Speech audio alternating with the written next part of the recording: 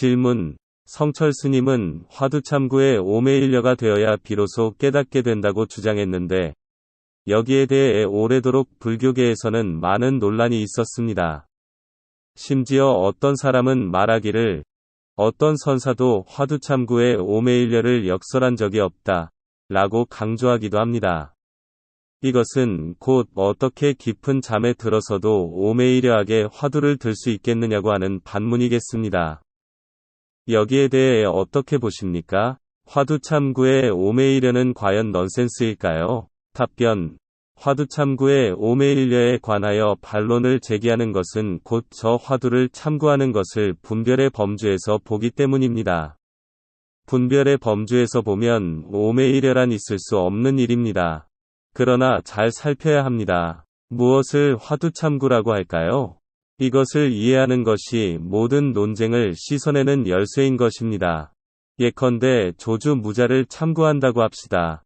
화두를 참구하는 수행자가 마음속으로 생각하기를 석가께서는 모든 생명이 있는 존재는 모두가 불성이 있다고 말씀하셨는데 왜 조주선사는 개에게 불성이 없다고 했을까?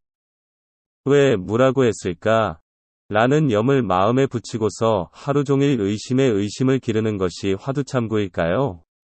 만약 그렇다면 절대로 오매이려는 일어나지 않을 것입니다.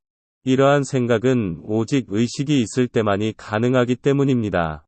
이것을 분명하게 이해하는 것은 매우 중요합니다. 설령 깨어있을 때는 염주알을 손에 꽉 쥐고 있더라도 잠들게 되면 곧 놓쳐버릴 것입니다. 그것은 곧 화두를 놓치게 된다는 것을 의미하는 것입니다. 그러나 만약 거울 앞에 앉아있는 원숭이라면 어떠할까요? 설령 원숭이가 잠이 들더라도 거울은 여전히 그 자리에서 성성쩍쩍함 그대로인 것입니다.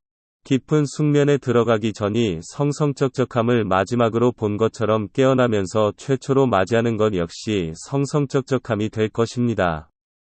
여기에서 잠시 우리는 가장 원론적인 질문을 던져볼 필요가 있습니다. 화두를 참구하는 이유가 무엇일까요? 화두를 참구한다는 것은 저 거울 가까이 다가가게 하는 수단이라고 하겠습니다. 그리고 이미 다가갔다면 다시 살펴야 합니다. 그러기에 태고보우선사는 말하기를 공적한 가운데 화두가 없으면 무기에 떨어지고 공적한 가운데 화두에 어둡지 않는 것을 영지라고 한다고 한 것입니다. 만약 무기에 떨어진다면 결국 외도의 견해를 짓게 되는 것입니다. 여기에서 공적하다는 것은 마음속의 생각과 이미지가 끊긴 경계를 가리킵니다. 안으로 공하고 밖으로 고요하다는 것입니다. 그 자리에 머물 수 있어야 비로소 성성쩍쩍하게 되는 것입니다. 이러한 상태를 능엄경에서 석가께서는 강명어정이라고 표현하였습니다. 이 강명어정의 상태는 맑은 허공과 같고 오매항이를 이룬다고 하였습니다. 참고로 이 강명어정은 곧 저 외도의 신학과 깊은 연관성을 가진다는 것을 알아야 합니다. 이것은 미세한 번뇌를 끄는 경지를 말하는 것이 아닙니다. 그러기에 석가께서는 다시 거친 번뇌의 티끌 그림자가 없다라고 한 것입니다. 생각이 끊어졌다는 것은 분별을 일으키지 않는다는 것이고 화두를 참고한다는 것은 분별을 일으키지 않는 자리에 안주하지 않고 다시 고개를 돌려 조사의 뜻에 비추어 본다는 것입니다. 이것이 곧 정해상수의 의미이고 지관의 의미인 것입니다. 처음에는 제6식에서 화두참구를 하겠지만 점점 농렴해지면 제6식의 분별작용과 제7식의 사량작용을 떠나서 살피게 되는 것입니다. 저 제6식이 잠들기도 하고 깨어나기도 하는 의식이라면 제7식이나 제8식은 결코 잠들지 않는 의식인 것입니다. 부모가 집 나간 자식을 걱정하는 마음은 오매불망으로 계속됩니다. 마찬가지로 자식이 부모를 생각하는 마음 또한 밤낮이 없는 것입니다. 한 스님이 조주선사에게 물었습니다. 무엇이 잠들지 않는 눈입니까? 번부의 눈, 육체의 눈이다. 조주선사는 또한 말하였습니다. 비록 천안을 얻지 못했다고 해도 육안의 힘이 이와 같다. 말라식과 아레야식을 부수는 일은 작은 일이 아닙니다. 반드시 부처의 지혜를 빌리고 조사의 뜻을 참고해야만이 가로질러 갈 수 있는 것입니다. 다시 그 스님이 조주선사에게 물었습니다. 어떤 것이 잠자고 있는 눈입니까? 그러자 조주선사가 대답했습니다. 불안과 법안이 잠자고 있는 눈이다. 법의 눈을 깨우고 부처의 눈을 열기 위해서는 반드시 아레야식의 소나귀에서 벗어나야 하는 것입니다. 바로 이런 의미에서 동정일려, 몽중일려, 숙면일려, 오매일려를 말했다고 하겠습니다. 화두가 성성하게 순일하다는 것은 상음이 떨어져 나간 바로 이 자리를 다시 반주하는 것을 말합니다. 생각과 이미지가 떨어져 나갔다는 것은 이미 분별이 없다는 것을 의미합니다.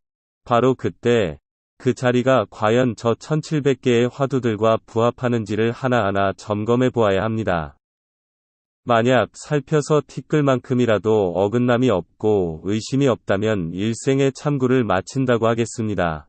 그것이 곧 태고화상이 말하는 불매화두로 곧 화두에 어둡지 않다는 의미인 것입니다. 그러나 만약 그러지 못한다면 절대로 참구를 멈추어서는 안 될 것입니다. 사실 수행자가 바른 마음으로 제7식과 제8식에 이르렀다면 화두 참구를 멈출래야 멈출 수 없다고 하겠습니다. 억지로 오매일려가 되도록 애쓰지 않아도 부처의 바른 법을 원력하는 수행자라면 결코 참구를 멈추지 못하는 것입니다. 그리하여 마침내 화두를 타파하면 더 이상 화두에 어둡지 않는 지경에 나아가게 되는 것입니다. 이것이 곧 저 태고 스님이 말하는 공적영지입니다. 이것이 곧 돈교법문인 것입니다. 이상을 다시 정리해보면 성철 스님이 주장한 오매일려는 사실 태고보우 스님의 말을 한 글자도 고치지 않고 그대로 따랐다고 하겠습니다. 그리고 여기에서 말하는 화두가 오매일려하다는 것은 곧 무분별의 지혜를 더욱더 익히며 생사의 근본인 무명번뇌를 잠시도 쉬지 않고 부수며 앞으로 나아가는 것을 의미하겠습니다. 저 무명번뇌가 이미 오매일려한데 어찌 오매일려가 아니면 능히 부술 수 있을 것인가?